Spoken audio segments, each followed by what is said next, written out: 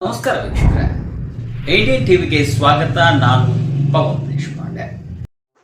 ಏಕಾಏಕಿ ರಸ್ತೆಗೆ ನುಗ್ಗಿದ ಮಗು, ಶರವೇಗದಲ್ಲಿ ಬಂದ ಲಾರಿ, ಕೂದಲೆಳೆ ಅಂತರದಲ್ಲಿ ಬಚಾವಾದ ಕಂದ. ಪುಟ್ಟ ಮಕ್ಕಳ ಮೇಲೆ ತಂದೆ ತಾಯಿ ಎಷ್ಟೇ ನಿಗಾ ವಹಿಸಿದರೂ ಕಡಿಮೆಯೇ. ಅರಕ್ಷಣ ಕಣ್ಮುಚ್ಚಿ ತೆರೆಯುವಷ್ಟರಲ್ಲಿ ಮಕ್ಕಳು ಅನಾಹುತಗಳನ್ನು ಮಾಡಿಕೊಳ್ಳುವ ಸಾಧ್ಯತೆಗಳೇ ಹೆಚ್ಚು.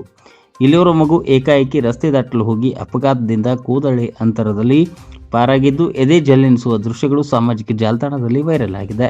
ರಸ್ತೆ ಬದಿಯಲ್ಲಿ ಅಪ್ಪ ಬೈಕ್ನಲ್ಲಿ ಇನ್ನೋರ್ವ ಮಗವನ್ನ ಹಿಂಬದಿಯಲ್ಲಿ ಕೂರಿಸಿಕೊಳ್ಳುತ್ತಿದ್ದ.